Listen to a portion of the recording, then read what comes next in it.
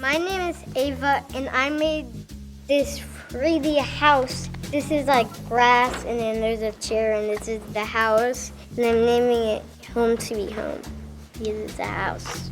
How do you make that? I need more of that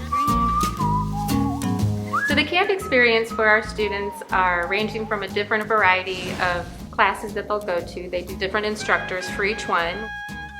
We have instructors that are professional artists. They are professional art teachers, 5 classes per camp, each one for 90 minutes. They do art classes, they have some writing skills that they do, they have recyclable costumes that they parade and do a fashion show with.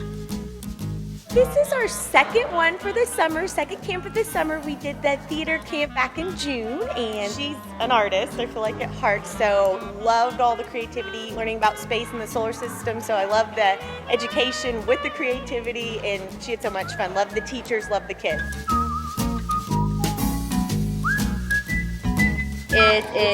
It's an alien. It was great to meet new people and try new art mediums. It was a lot of fun to do. You get an opportunity to teach them a little bit about the process, and sometimes process is more important than the final project. Miss Cynthia connected with me. Mr. Basson, he taught me how to make paper and use cement in my art. My name is Alexandria, and what I made is this little picture.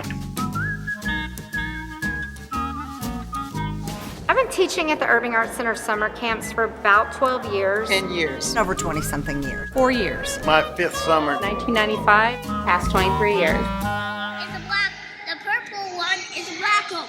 This is an alien that doesn't even need a ship. All these shiny things you're looking at are gems that can